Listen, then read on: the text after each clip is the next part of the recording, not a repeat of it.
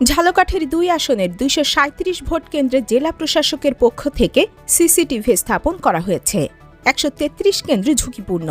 নিরাপত্তায় ৪৫৭৯ আইন শৃঙ্খলা বাহিনী নিয়োগ রয়েছে।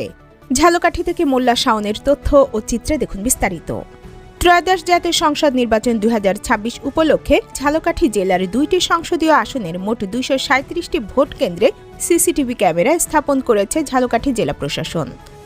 সুষ্ঠু, শান্তিপূর্ণ ও স্বচ্ছ ভোট গ্রহণ নিশ্চিত করতে জেলার সব ভোট কেন্দ্রকে নজরদারির আওতায় আনা হয়েছে। নির্বাচন কমিশনের তথ্য অনুযায়ী ঝালকাঠির ২ আসনের ১৩৩টি ভোট কেন্দ্রকে ঝুঁকিপূর্ণ হিসেবে চিহ্নিত করা হয়েছে। এর মধ্যে ৮৩টি গুরুত্বপূর্ণ এবং ৫০টি অতি গুরুত্বপূর্ণ কেন্দ্র রয়েছে। ভোট গ্রহণ প্রক্রিয়া পর্যবেক্ষণের জন্য ইতোমধ্যে প্রতিটি কেন্দ্রেই সিসিটিভি ক্যামেরা স্থাপন সম্পন্ন করা হয়েছে, যা সুষ্ঠু ও সুন্দর পরিবেশে ভোট গ্রহণে সহায়ক হবে বলে আশা করা হচ্ছে। ঝালকাঠির রিটার্নিং কর্মকর্তা ও জেলা প্রশাসক মোহাম্মদ মমিন উদ্দিন জানান, ঝালকাঠি জেলার ২টি সংসদীয় আসনের শান্তিপূর্ণ ভোট গ্রহণ নিশ্চিত করতে প্রয়োজনীয় সকল প্রস্তুতি গ্রহণ করা হয়েছে। জেলার ২৩৭টি ভোট কেন্দ্রের নিরাপত্তায় পুলিশ, র্যাব ও বিজিবি সহ মোট ৪৫৭৯ জন আইন শৃঙ্খলা বাহিনীর সদস্য দায়িত্ব পালন করবেন। তিনি আরও জানান, এবারের নির্বাচনে প্রতিটি গুরুত্বপূর্ণ ভোট কেন্দ্রে ৩ জন পুলিশ সদস্য ও ১৫ জন করে আনসার সদস্য মোতায়েন থাকবে। পাশাপাশি পরিস্থিতি নিয়ন্ত্রণে রাখতে সেনাবাহিনী, নৌবাহিনী ও র্যাব নিরাপত্তা ব্যবস্থায় নিয়োজিত থাকবে। এবং কিছু কেন্দ্র গুরুত্বপূর্ণ এবং সাধারণ কেন্দ্র রয়েছে।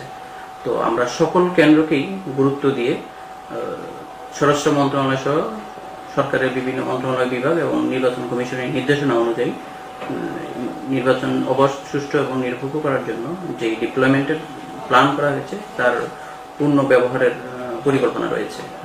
এই ২টি আসনে ৮ জন এক্সিকিউটিভ ম্যাজিস্ট্রেট সার্বক্ষণিক নির্বাচনী আচরণবিধি প্রতিপালনের জন্য কাজ করছে। একই সাথে ইলেকট্রাল ইনকোয়ারি কমিটি এবং অ্যাডজুডিকেশন যে কমিটি রয়েছে, ২ জন জাজ, ওনারা সেগুলো ইনকোয়ারি কমিটিতে কোনো অভিযোগের বিষয়গুলো সেগুলো তদারকি করছেন। এদিকে ঝালকাঠির ২টি সংসদীয় আসনে বিএনপি, জামায়াত, ইসলামী আন্দোলন সহ বিভিন্ন রাজনৈতিক দল, জোট ও স্বতন্ত্র প্রার্থী মিলিয়ে ১ জন নারী প্রার্থী সহ মোট ১৮ জন প্রার্থী নির্বাচনী প্রতিদ্বন্দ্বিতায় অংশ নিচ্ছেন।